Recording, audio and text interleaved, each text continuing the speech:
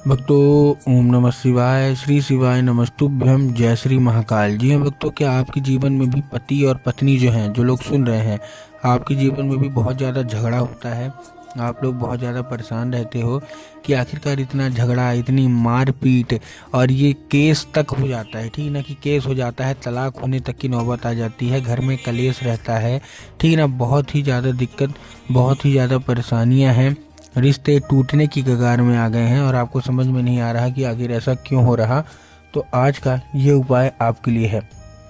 पति और पत्नी अगर झगड़ा कर रहे हैं और किसी न किसी बात पे उनकी बनती नहीं है, रोज़ मारपीट होती है, लड़ाई झगड़ा होता है और हर एक दूसरा इंसान या दोनों इंसान अपने आप को ख़त्म करने में भी तुले हुए हैं कि मैं मर जाऊंगा, कि मैं मर जाऊंगी, और बहुत ही ज़्यादा कलेश है, तो आज का ये उपाय मात्र आपके लिए है। अगर आपने आज का ये उपाय ध्यान से सुन के और अच्छे तरीके से किया, फिर आप देखिए आपके जीवन में जितना भी कलेश है, सारा का सारा कलेश दूर होगा और आपके जीवन में भी बहुत ही जल्द कोई न कोई अच्छी चीज़ सुनने को मिलेगी। पूरा उपाय ध्यान से सुनिएगा। पूज्य गुरुदेव की ही कथा सुन के और बहुत अच्छे से समझ के आपके लिए लेके आया हूँ। देखिए, आपको भी पता है कि पूज्य गुरुदेव की जो कथा होती है उसमें लाखों की क्या आती है, भीड़ आती है। और जब गुरुदेव की कथा में लाखों की भीड़ आती है तो वहाँ ज़्यादातर जो भक्त होते हैं वो क्या करते हैं, पत्र के द्वारा अपनी इच्छा और अपनी मनोकामना जो होती है वो गुरुदेव तक पहुँचाते हैं। तो अभी गुरुदेव की कथा चल रही थी, आज से 5 से 6 महीने पहले की बात है। गुरुदेव की कथा चल रही थी और गुरुदेव की कथा में लाखों की क्या आई, भीड़ आई।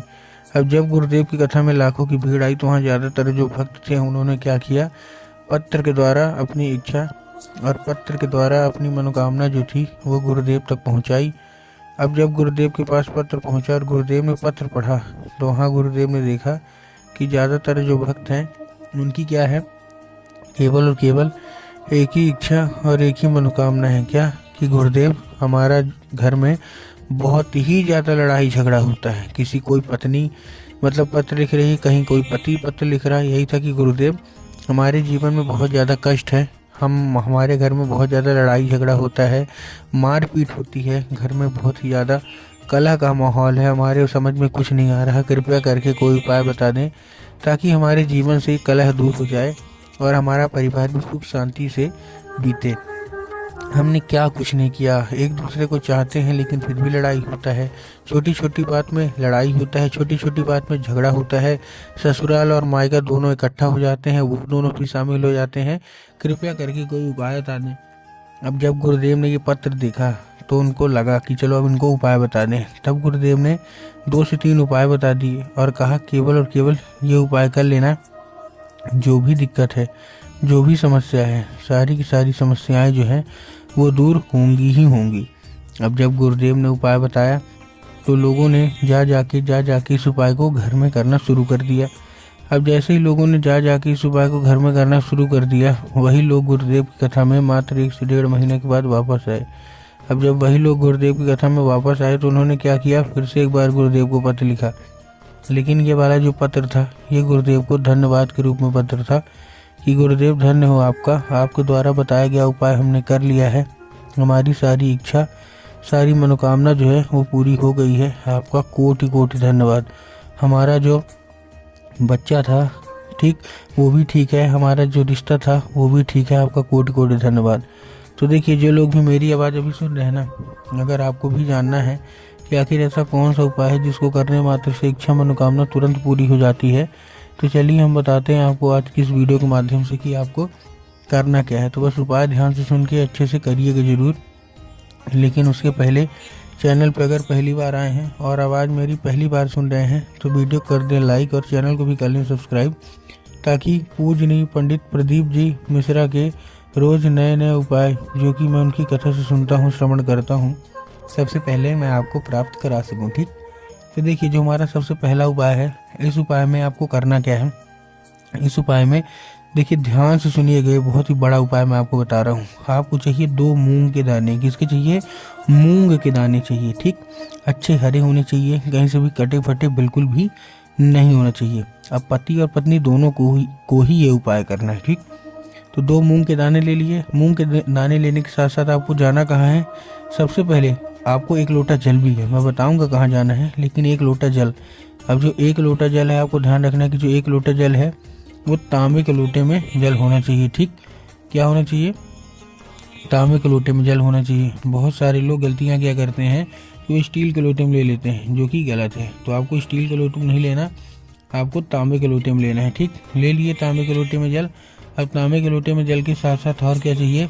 जो जल है वो आपके घर का होना चाहिए। ये नहीं कि गए कहीं हैंडपम्प से भर लिए, ऐसा आपको नहीं करना है। ठीक, तो तांबे के लोटे में जल ले लिया। तांबे के लोटे में जल के साथ साथ स्टील का बिल्कुल भी यूज मत करिएगा, अपने घर का जल लेना है और 2 मूंग के दाने ले लेने हैं। ठीक, अब जैसे ही बेलपत्र गए, जो पेड़ है बेलपत्र के पेड़ में गए, अब देखिए आपको भी पता है और पूज्य गुरुदेव भी अपनी कथाओं में बताते हैं कि जो बेलपत्र का पेड़ होता है वहाँ माता सरस्वती और माता पार्वती, खासकर माता पार्वती, उनका स्वयं वास होता है। ठीक, तो आपको करना क्या है? जाना है। पहली बात तो आपको 3 बार परिक्रमा करनी है, दोनों लोग को 3 बार परिक्रमा मतलब आपको गोल गोल घूमना है। ठीक, घूमते घूमते आपको एक नाम लेते रहना है। कौन सा?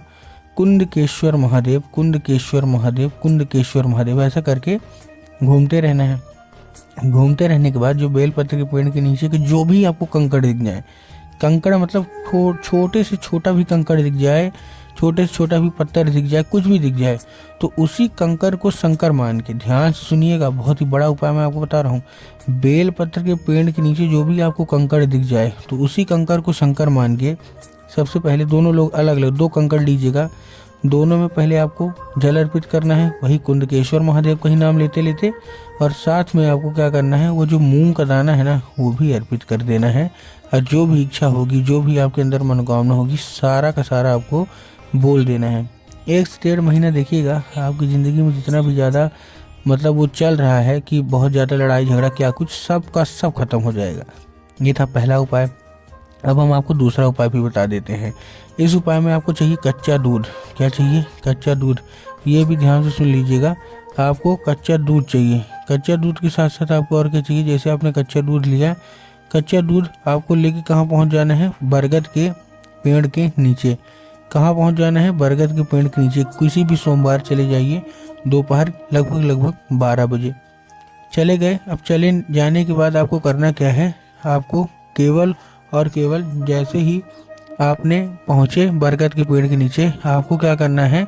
2 बार 3 बार परिक्रमा वहाँ भी करिएगा, और आपको बटकेश्वर महादेव, किसका? बटकेश्वर महादेव का नाम लेके और उन्हीं का स्मरण करके आपको चुपचाप क्या करा देना है? अर्पित करा देना है। बस पूज्य गुरुदेव कहते हैं पति पत्नी अगर ऐसा कर लेते हैं, ज़्यादा से ज़्यादा 1 महीना या ज़्यादा से ज़्यादा 1.5 महीना, इतने के बीच सारी जो भी गलत फहमियाँ वो दूर होंगी और दोनों पति पत्नी प्यार से ही रहेंगे। तो उम्मीद करता हूँ आज का उपाय समझ में आ गया होगा।